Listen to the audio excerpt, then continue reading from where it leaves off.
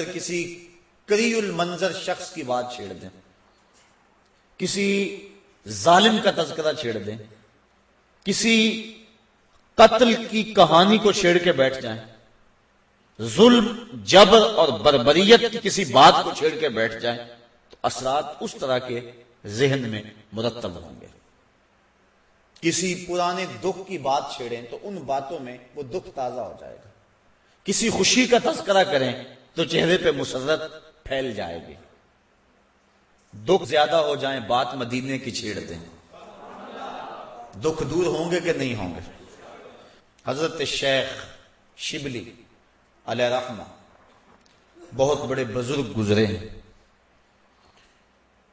آپ معارف اسم ذات بیان فرما رہے تھے کہ اللہ کا نام لینے سے دل میں سکون آتا ہے اور دل کی کیفیت بدلتی ہے، من میں اجالے اور روشنیاں پیدا ہوتی ہیں۔ بو علی سینا جو اس دور کا بہت بڑا فلسفی تھا، وہ اس مجلس میں موجود تھا۔ وہ کہنے لگا یہ آپ نے عجیب بات کہہ دی، اللہ تعالیٰ کی ذات تو مؤثر ہے لیکن نام میں کیا رکھا ہے؟ ہمارے جو فلسفی حضرات ہیں وہ ہر چیز کی 4 شکلیں بیان کرتے ہیں، ہر شے کی 4 شکلیں ہیں، ایک شکل خارجی، ایک شکل ذہنی، ایک شکل کتابی اور ایک شکل لفظی۔ مثال کے طور پہ ہم آگ لفظ بولیں، ایک آگ تو وہ ہے جو باہر روشن اور جل رہی ہے، اس میں ہاتھ لگائیں گے تو جل جائے گا ہاتھ۔ دوسری آگ وہ ہے جو زبان سے لفظ آگ ہم بول رہے ہیں۔ تیسرا، جب لفظ آگ کہیں گے تو دماغ میں اس کا تصور آئے گا۔ اور چوتھا، کاغذ کے اوپر آگ چھاپ دیں، اس کی تصویر بنا دیں تو یہ شکل کتابی ہوگی۔ اس میں اصل شکل جو ہے وہ اس کی شکل خارجی ہے۔ اس طرح وہ فلسفی حضرات کہتے ہیں کہ ہر شے کی 4 شکلیں ہیں، حقیقی شکل شکل خارجی ہی ہوتی ہے۔ آگ کہنے سے ہونٹ نہیں جلیں گے، کاغذ پہ آگ کی تصویر چھاپ دیں تو اس سے کاغذ جل نہیں جائے گا۔ آگ کا تصور کرنے سے ذہن جلے گا نہیں، لیکن وہ جو خارج میں آگ موجود ہے اس میں ہاتھ لگائیں گے، اس کے قریب جائیں گے تو ہاتھ بھی جلے گا اور آپ کو تپش اور حدت کا احساس بھی ہوگا۔ تو وہ خارجی جو اس کی صورت ہے وہی اس کی صورت اصلی ہے، باقی اعتباری صورت ہے۔ تو وہ کہتے ہیں اللہ کی ذات تو مؤثر ہے لیکن نام کہنے سے، نام لینے سے کیا ہوگا؟ تو حضرت شیخ شبلی علیہ رحمہ نے بو علی سینا کو سمجھایا کہ نہیں میاں، نام میں بھی اثر ہوتا ہے، نام میں بھی تاثیر ہوتی ہے۔ وہ کہنے لگا نہیں، مؤثر تو صرف صورت خارجی ہوتی ہے، لہذا میں اس بات کو تسلیم کرنے کو تیار نہیں ہوں۔ ضد میں آ گیا۔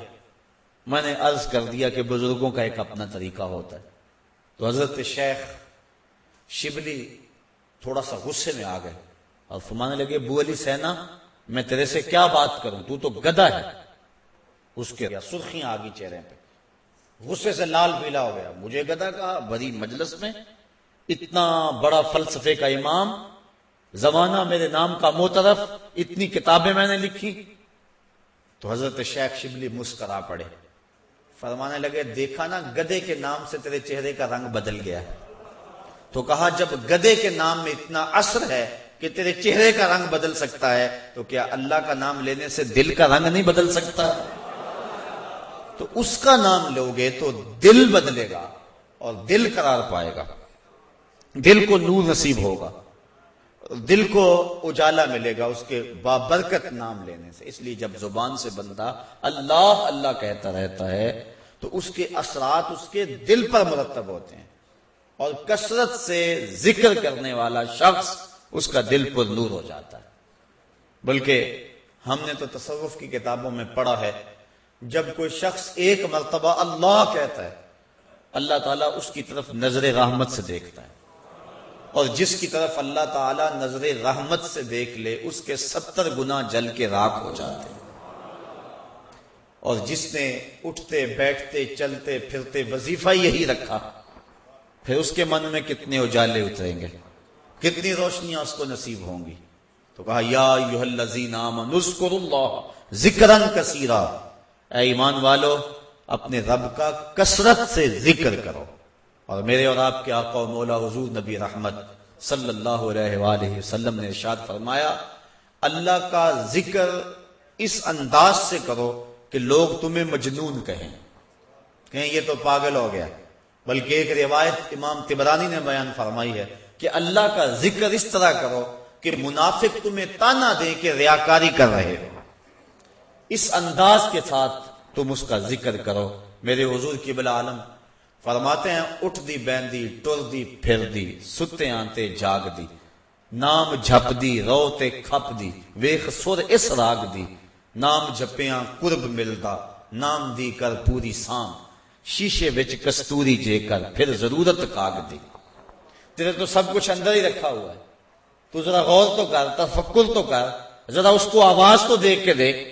تیرے من سے آوازیں نہ آئیں تو کہنا اندر بوٹی مشک مچایا اتے جان پھلن تے آئی ہو. تو نے در در کیا جانا ہے, سب کچھ تو تیرے اندر رکھا ہوا ہے. وہ کہتے ہیں ایک سنیارا تھا بمبئی کا رہنے والا, یہاں ہمارے لاہور میں آ گیا, پرانے دور کی بات ہے. اس کے پاس بڑے قیمتی موتی تھے. اس نے کسی مجلس کے اندر اپنے موتی کھولے اور ایک موتی کہنے لگا یہ شب افروز ہے, رات کو چمکتا ہے. جب اس نے سامان سمیٹا اور اٹھ کے جانے لگا تو ایک چور بھی اس مجلس میں بیٹھا ہوا تھا. کہنے لگا حضرت کہاں کے ارادے ہیں؟ کہا بمبئی جا رہا ہوں. کہا حسن اتفاق, ارادے تو میرے بھی بمبئی کے ہیں, چلو اکٹھے چلتے ہیں. وہ جوہری سمجھ گیا کہ یہ اصل میرا ہم سفر نہیں ہے, اس کا دل اس موتی پہ آ گیا, لیکن وہ تھا بڑا سمجھدار. تو اس نے کہا آ جاؤ. سارا دن سفر میں رہے. جب رات کو سونے لگے تو اس نے اپنی قمیض یا واسکٹ وغیرہ اتار کے جو ہے وہ لٹکا دی کسی چیز کے ساتھ. یہ اٹھا اور اس نے نظر بچا کے وہ قیمتی موتی اس کی جیب میں رکھ دیا اور خود بے فکر ہو کے سو گیا. یہ چور اٹھا, اس کا سامان ٹولتا رہا, لیکن موتی نہیں ملنا تھا, نہ ملا. صبح یہ اٹھا اور نظر بچا کے اس کی جیب سے موتی نکال کے اپنی جیب میں رکھ لیا. ناشتے پہ بیٹھے کہنے لگا یار وہ تمہارے موتی کی رات کہیں چمک شمک نظر نہیں آئی. جیب میں ہاتھ ڈالا, کہا نہیں یار میرے پاس ہی تھا. بڑا حیران ہوا, میں نے تو جیب ٹٹولی ہے ساری رات. اگلے دن اس نے سوچا چلو آج میں مزید کوشش کروں گا. اس نے پھر وہی کام کیا, نظر بچا کے اسی کی جیب میں رکھ دیا. وہ ساری رات ڈھونڈتا رہا, موتی نہیں ملنا تھا, نہ ملا. صبح نظر بچا کے اس نے اپنی جیب میں رکھ لیا. صبح ناشتے پہ پھر بات چلی, یار وہ آپ کہتے تھے رات کو چمکتا, اس کی کچھ چمک شمک نظر نہیں آئی. کہا یار میری جیب میں ہی تھا. 2-4 دن ایسے گزرے. ایک دن اس نے عزم کر لیا کہ شاید وہ بغل میں رکھ لیتا ہے, منہ میں رکھ لیتا, کہاں رکھتا, آج تو اس کو میں بیدار بھی یہ ہو جائے تو میں پھر بھی یہ وہ موتی اس سے لے لینا. وہ اس کے پاس سے پلٹتا رہا, لیکن وہ مست ہے, اس کو پتا ہے موتی محفوظ جگہ پہ. اور صبح اٹھا, نظر بچا کے موتی اپنی جیب میں ڈال لیا. اس نے پھر بات کی, اس نے کہا کہ یار وہ میرے پاس ہی تھا. اس نے کہا میں آج سچی بات بتاؤں, میں تیرا ساتھی نہیں تھا, میں تو تھا چور. میں تو چور تھا, اس موتی کی غرض میں تیرے ساتھ ہو لیا تھا, لیکن آپ تو میرے بھی استاد نکلے. میں نے بڑی محنت کی, مجھے 3 دن ہو گئے موتی نہیں ملا. میں آپ کو استاد مانا, آپ مجھے بتائیں کہ موتی آپ رکھتے کہاں تھے. اس نے کہا میاں تو اوروں کی جیب میں ٹٹولتا رہا, کبھی اپنی جیب میں بھی تو ہاتھ ڈال دیا ہوتا. نہ مسجد وچ نہ مندر وچ, لب یار نو اپنے اندر وچ. سب کچھ تو تیرے اندر ہے, تو اوروں کی جیب میں ٹٹولتا رہا. سلطان وہ فرماتے ہیں نہ کر منت تو خواج خضر دی, تیرے اندر آب حیاتی ہو. اور کبھی فرماتے ہیں وچے ہی بیڑے وچے ہی چیڑے وچے ہی ونج مہانے ہو, 14 طبق دلے دے اندر تمبو وانگو تانے ہو. سب کچھ تو تیرے اندر ہے. اور اقبال کہتا ہے خود ہی کا نشیمن تیرے دل میں ہے, فلک جس طرح آنکھ کے تل میں ہے. یہ سب کچھ تو انسان کے اندر رکھا ہوا ہے, بس تھوڑی سی توجہ کرنے کی دیر ہے. دل کی تختی پہ اس کا نام لکھا ہوا ہے. میں نے اس نے عرض کیا تھا کہ اقبال نے کہا تھا حکیم نیٹشے کے بارے میں, قلب او مومن دماغش کافر است. اس کا دل مومن تھا, دماغ کافر, لیکن ہر شخص کا دل مومن ہوتا ہے. تو اس دل کی ایک ایک پرت پہ رب کا نام لکھا ہوا ہے. اور کافر کو کافر اس لیے کہتے ہیں کہ وہ اس حقیقت کو چھپا دیتا ہے. یہ جو کاشتکار زمین کو کھود کر اس کے اندر بیج رکھتا ہے نا، اس کو بھی عربی میں کافر کہتے ہیں، کاشتکار کو، بیج کو چھپانے والا۔ تو کافر کو کافر اس لیے کہتے ہیں کہ وہ حق کو چھپاتا ہے۔ تو ہمارے سینے کے اندر ہمارے رب کا نام موجود ہے، اور دل تو ٹھکانہ ہی اس کا ہے، دل تو بنایا ہی اس لیے ہے کہ یہ اللہ کا عرش بنے، اور وہ فرماتا ہے کہ میں زمین و آسمان میں کہیں نہیں سماتا، مجھے ڈھونڈنا ہو تو مومن کے دل میں تلاش کرو۔ دلوں کے اندر اس کے ڈیرے اور اس کے بسیرے ہیں، تو اس کا ذکر کر کے دل جلا پاتا ہے، دل تسکین پاتا ہے، دل میں روشنی ہوتی ہے۔ تو ہمارا مزاج یہ ہونا چاہیے کہ اٹھتے بیٹھتے چلتے پھرتے اس کے ذکر کو ہم حرز جاں بنا لیں۔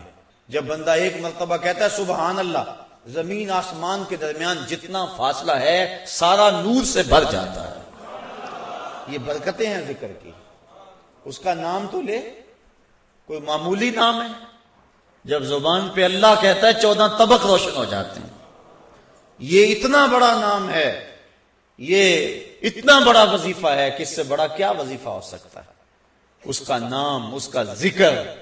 تو فرمایا اللہ کا ذکر اتنی کثرت سے کرو کہ لوگ تمہیں کہیں مجنون ہیں، اور منافق تمہیں ریاکاری کے طعنے دے۔ تم اٹھتے بیٹھتے چلتے پھرتے اس کے ذکر کو حرز جاں بنائے رکھو، یہی تمہارا سرمایہ ہے، یہی تمہارا وظیفہ